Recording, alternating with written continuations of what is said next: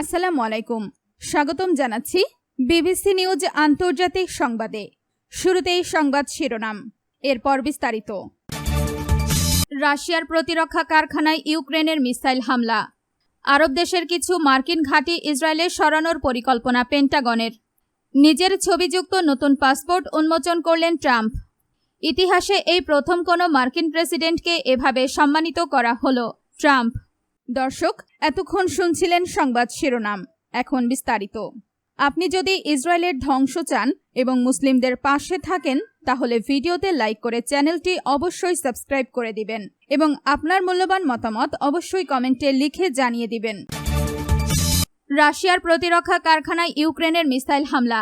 রাশিয়ার ভলগোগ্রাদ অঞ্চলে অবস্থিত একটি অন্যতম প্রধান প্রতিরক্ষা কারখানায় ইউক্রেনীয় প্রযুক্তিতে তৈরি ফ্লামিঙ্গো মিসাইল দিয়ে সফল হামলা চালানো হয়েছে বলে জানিয়েছেন ইউক্রেনের প্রেসিডেন্ট ভলোদিমির জেলেনস্কি। শনিবার 27 জুন এক বিবৃতিতে তিনি জানান, রাতভর চালানো এই হামলায় কামানের গোলা ও মিসাইল উৎক্ষেপণ ব্যবস্থার যন্ত্রাংশ প্রস্তুতকারী টাইটান বারিকাডি কারখানায় ভয়াবহ অগ্নিকাণ্ডের সৃষ্টি হয়েছে।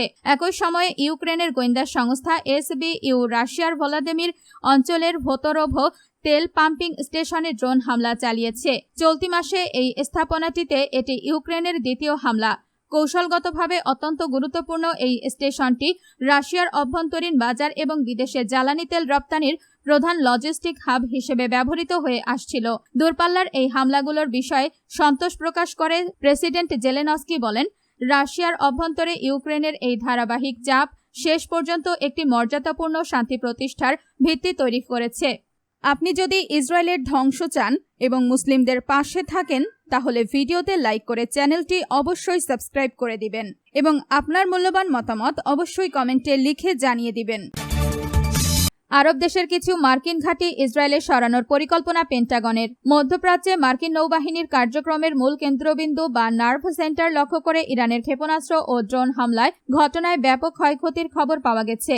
গত ফেব্রুয়ারি মাসের শেষ ভাগ থেকে জুনের মধ্যে বাহরাইনে অবস্থিত মার্কিন নৌঘাঁটিটি বারবার হামলার শিকার হয়। পেন্টাগন প্রকাশ্যে স্বীকার না করলেও স্যাটেলাইট চিত্র, সোশ্যাল মিডিয়ার ফুটেজ এবং সাবেক ও বর্তমান সেনা সদস্যদের সাক্ষাৎকারের ওপর ভিত্তি করে ওয়াল স্ট্রিট জার্নালের এক বিশ্লেষণে দেখা গেছে, বেশ কিছু ক্ষেপণাস্ত্র প্রতিরক্ষা ব্যবস্থা ভেদ করে মার্কিন ঘাঁটিতে আঘাত হানতে সক্ষম হয়েছে। প্রতিবেদনে বলা হয়েছে, ইরানের এই হামলায় মার্কিন ঘাঁটির কমান্ড হেডকোয়ার্টার্স, প্রধান কার্যালয় এবং অন্তত 1 ডজন ভবন মারাত্মকভাবে ক্ষতিগ্রস্ত হয়েছে।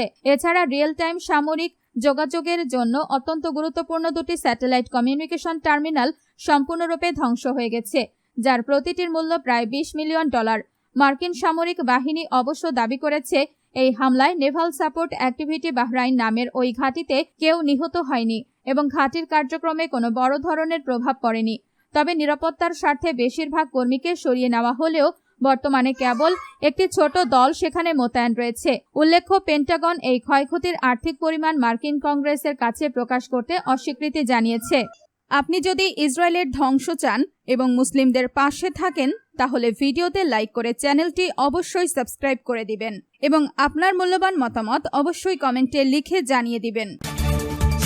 নিজের ছবিযুক্ত নতুন পাসপোর্ট উন্মোচন করলেন ট্রাম্প। যুক্তরাষ্ট্রের স্বাধীনতার 250তম বার্ষিকী উপলক্ষে দেশটির প্রেসিডেন্ট ডোনাল্ড ট্রাম্প একটি নতুন মার্কিন পাসপোর্টের নকশা উন্মোচন করেছেন। নতুন এই স্মারক পাসপোর্টে ট্রাম্পের কঠোর মুখভঙ্গির একটি ছবি সংযোজন করা হয়েছে। শুক্রবার 26 জুন নিজের মালিকানাধীন সামাজিক যোগাযোগ মাধ্যম ট্রুথ সোশ্যালে পাসপোর্টটির নমুনা ছবি শেয়ার করেন ট্রাম্প। সেখানে তিনি লিখেছেন, যুক্তরাষ্ট্রের নতুন পাসপোর্ট। ছবিতে আরও লেখা হয়েছে, স্বাগত, তবে ভদ্রভাবে থাকুন।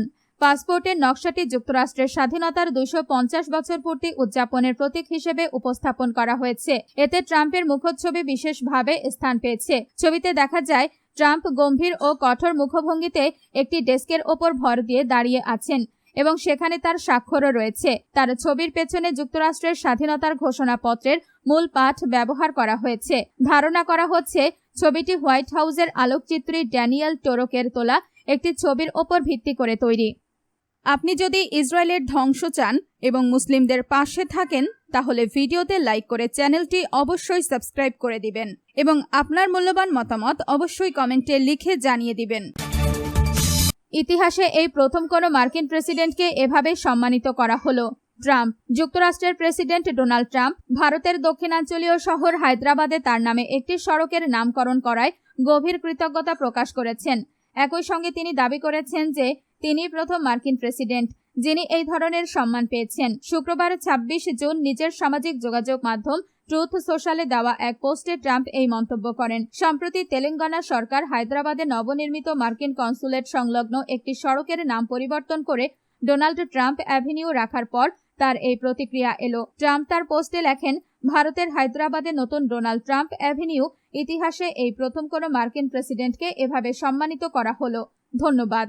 আপনি যদি ইসরায়েলের ধ্বংস চান এবং মুসলিমদের পাশে থাকেন তাহলে ভিডিওতে লাইক করে চ্যানেলটি অবশ্যই সাবস্ক্রাইব করে দিবেন এবং আপনার মূল্যবান মতামত অবশ্যই কমেন্টে লিখে জানিয়ে দিবেন।